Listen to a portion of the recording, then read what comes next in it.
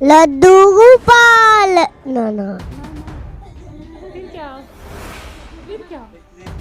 छोटी सी दुपलिया मेरी माँ, गरीब गरिया जाना,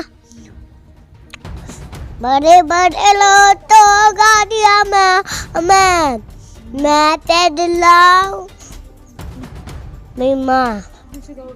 छोटी सी दुपलिया मेरी माँ, गरीब गरिया जाना।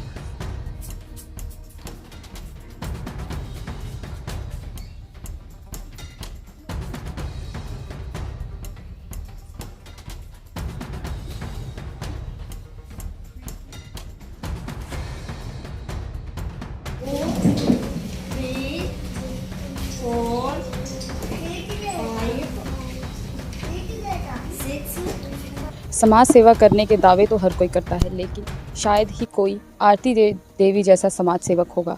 आपको बता दें कि आरती देवी एक ऐसी महिला हैं जो 100% दिव्यांग हैं। वो शारीरिक रूप से भी अस्वस्थ हैं और वहीं आपको बता दें कि उनकी जो आर्थिक कंडीशन है वो भी कुछ अच्छी नहीं है। वहीं आपको बता दें कि जो इनके पति हैं वो दिहाड़ी करते हैं, 300 रुपये रोज़ाना कमाते हैं और उसी से ही उनका घर खर्च चलता है। लेकिन जो आरती देवी हैं उनकी स्टोरी कुछ इस प्रकार से है कि आरती देवी जो हैं वो किसी समय पर 12वीं तक वो पढ़ी लिखी हैं और किसी समय पर शिक्षा ग्रहण करने के लिए कहीं पे ट्यूशन पढ़ा करती थी, लेकिन उनके पास पैसे ना हो पाने के कारण वो अपनी शिक्षा जो है वो ग्रहण नहीं कर पाई। तभी से उन्होंने ये संकल्प लिया कि जो उन्होंने फ़ेस किया वो कभी भी कोई भी गरीब बच्चा नहीं फ़ेस करेगा। कई सालों से वो गरीब बच्चों को जूनियर्स जो UKG KG फर्स्ट क्लास से लेके 12वीं क्लास तक के जो बच्चे हैं उन्हें पढ़ाती हैं। लगभग इनके पास 80 बच्चे जो हैं इनके घर पे आते हैं। पहले इनकी घर की जो कंडीशंस थी वो इतनी अच्छी नहीं थी, लेकिन अब उन्होंने बच्चों की व्यवस्थाओं के लिए, अच्छी व्यवस्था के लिए उन्होंने कर्ज़ लिया। 7-8 लाख का उनके ऊपर कर्ज़ है। उन्होंने अपना घर बनवाया और वहीं आपको बता दें कि जो महिला है आरती, उनके जो कंडीशन है वो इस प्रकार से है कि ना ही उनके दोनों पैर काम करते हैं और ना ही उनका एक हाथ काम करता है, लेकिन केवल एक ही हाथ है पूरे शरीर में से जो इनका काम करता है। और वहीं आपको बता दें कि अगर उन्हें कोई भी कार्य करना होता है, किसी भी स्थान पे जाना होता है, तो घर का कोई ना कोई सदस्य उन्हें एक स्थान से दूसरे स्थान पर लेके जाता है। और वहीं आपको बता दें कि विडंबना की तो बात ये है कि इतनी सेवा करने के बाद, इतना पुण्य कमाने के बाद भी उनकी सरकार की तरफ से कोई भी सहयोग नहीं दिया गया है। वो इतने कर्ज़ में भी डूबी हुई हैं। वहीं उनका ये भी कहना है कि वो सारे दिन परेशान रहती हैं, और लेकिन एक सुखद बात ये है उनके लिए कि वो इतने सारे बच्चों को फ्री में पढ़ाती हैं। उनको सरकार की तरफ से कोई भी सुविधा नहीं दी गई और वहीं उन्होंने कई जगह पे कई योजनाओं के लिए अप्लाई किया, लेकिन उनकी कोई भी सुनवाई नहीं हुई। तो आइए हम जो महिला हैं उनसे बातचीत करते हैं कि क्या है उनकी जीवन शैली की कहानी। क्या नाम है आपका? आरती अरोड़ा। मैम, आप बच्चों को फ्री शिक्षा देती हैं। आपने ये शिक्षा कब से शुरू की? आप अपनी जीवन शैली के बारे में थोड़ा सा बताइए। मैंने 10-15 साल हो गए मुझे बच्चों को फ्री पढ़ाते हुए। मेरी मम्मी कोठियों में काम करती थी, तो हमारे घर के हालात ऐसे थे। मेरे पापा को पैरालाइज था। हम घर में 4 बहनें थी, कमाने वाला कोई था नहीं। तो जब मेरे 10th क्लास में मैं हुई तो मेरी मम्मा मुझे ट्यूशन छोड़ने गए थे। तो मैम ने मांगे भाई 600 रुपये मांगे थे मैम ने। तो मेरे मम्मा देने में असमर्थ थे। जब आदमी के घर कमाने वाला कहते हैं कोई ना हो तो उसके लिए 600 रुपये भी 6 लाख के बराबर होता है। तो तब मैम ने पढ़ाया नहीं, मेरी मम्मा मेरे घर पे लेके आ गई। तब से मैंने ये सोचा था भाई मैं अगर पढ़ भी गई ना तो मैं बच्चों को फ्री पढ़ाऊँगी। मैम, आपके पास कौन सी क्लास तक के कौन सी क्लास के बच्चे आते हैं? मेरे पास नर्सरी से लेकर +2 तक बच्चे आते हैं। आपने कौन सी स्टडी मतलब कितनी शिक्षा ग्रहण की हुई? मैंने +2 करी हुई है। +2 की हुई है और वही शिक्षा आप बच्चों को देते हैं? हाँ जी, हाँ जी। मैम, आपको सरकार की ओर से कौन कौन सी सुविधाएं मिली हैं अभी तक? मुझे सरकार की तरफ से कोई सुविधा मिली, एक पेंशन मिली जा रही है, वही ले जा रहे बस, और तो कोई सुविधा मिली नहीं हमें। तो अब तक मैम आपने इस सेवा में जो आप बच्चों को शिक्षा देते हैं फ्री में, उसमें आपको किस किस प्रकार की कठिनाइयाँ आई हैं? बहुत कठिनाई है मैम। हमारे 3rd पे मकान थे, वो टूट चुके थे। हमें हुड्डा सेक्टर 19 में शिफ्ट कर दिया था। हुड्डा सेक्टर 19 में इतनी गंदगी थी, इतना वो था, हम तो पानी, वहाँ तो पानी भी नहीं आता था हुड्डा सेक्टर 19 में। फिर हमने कर्जा उठा के यहाँ पे मकान लिया। 7-8 लाख रुपये कर्जा हो गया मैम। कमाने वाले एक आदमी था, अब दिहाड़ी करता है, कभी दिहाड़ी मिली कभी ना मिली। तो अब 7 लाख रुपये कर्जा, क्या करे आदमी। जो कर्जा चक के मकान बनाया, दिहाड़ी वाला आदमी अब क्या करे मैम, बहुत कठिनाइयों का हमें सामना करना पड़ा। नहीं, आपके किसी भी योजना का आपने कभी अप्लाई किया हो? किया था मैम, कुछ मिले नहीं, सुनवाई नहीं करते। सरकारी अफसरों के पास जाते हैं, वो सुनवाई नहीं करते। वो कहते आगे जाओ, उधर से आओ। अब हमारे बीच में हमारा इतना बिल आ गया था, तो हम गए थे बिजली महकमे के अंदर, तो हमारी सुनवाई नहीं हुई। वो कह रहे थे जी आगे जाओ जी, आगे जाओ। हमने उनसे एक बात की, जी आप तनख्वाह ले रहे हो, किस बात के ले रहे हो? हमारी सुनवाई करने के लिए ले रहे हो?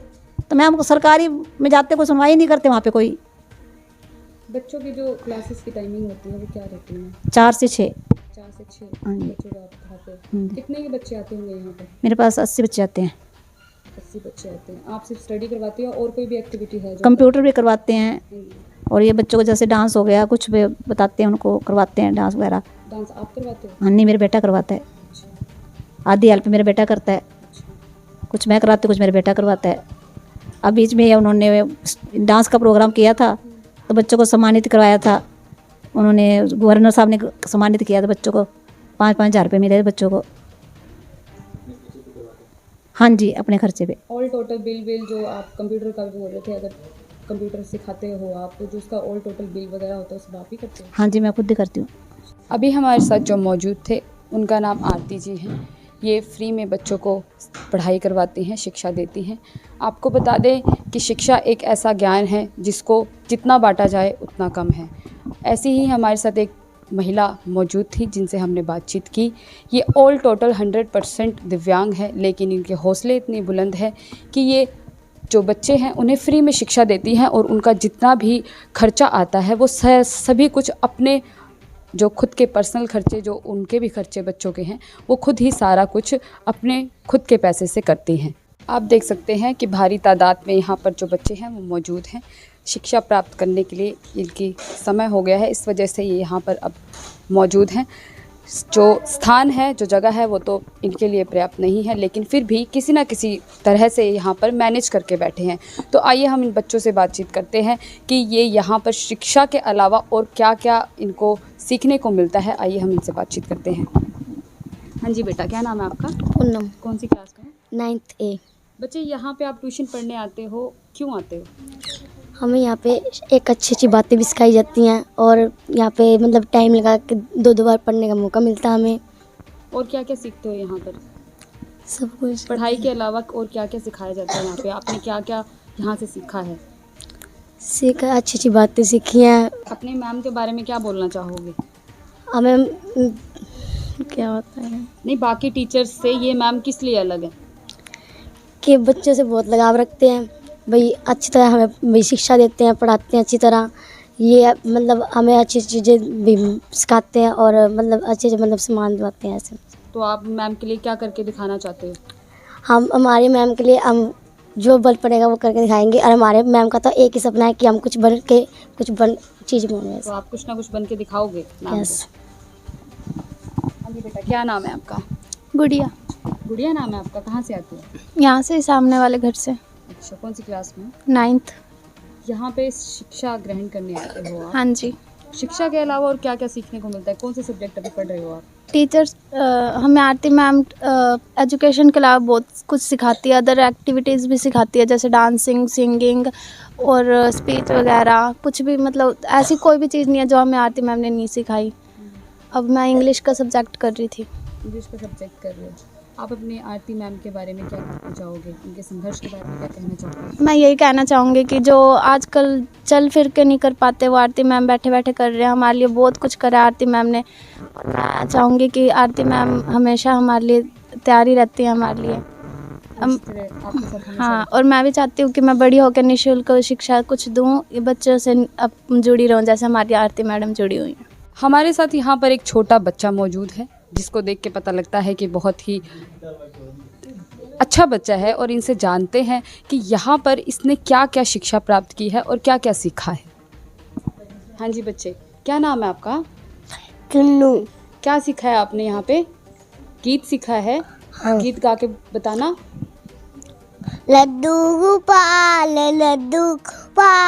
दिखे में भी काहे की कमी।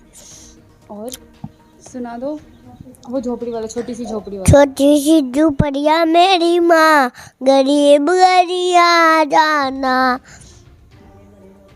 गाड़ियाँ में आ मैं बड़े लोग तो गाड़ियाँ में आ मैं पैदल के माँ। हमारे साथ इस वक्त एक छोटा बच्चा मौजूद था जिसने अपने गीत में ये सुनाया कि छोटी छोटी झोपड़ियाँ मेरी माँ। इसके शब्दों में यही बयान हो रहा था कि ये जो बच्चे हैं वो झोपड़ियों से निकल के किस स्टेज से निकल कर यहाँ पर आ रहे हैं और शिक्षा ग्रहण कर रहे हैं, और ये जो हमारे साथ महिला मौजूद हैं वो किस प्रकार से संघर्ष कर कर यहाँ पर इन बच्चों को, जो बच्चे गरीब हैं उन्हें उनकी सेवा कर रही हैं और शिक्षा प्रदान कर रही हैं। तो आप देखते रहिए पल पल के लिए। मैं निकिता मेहरा।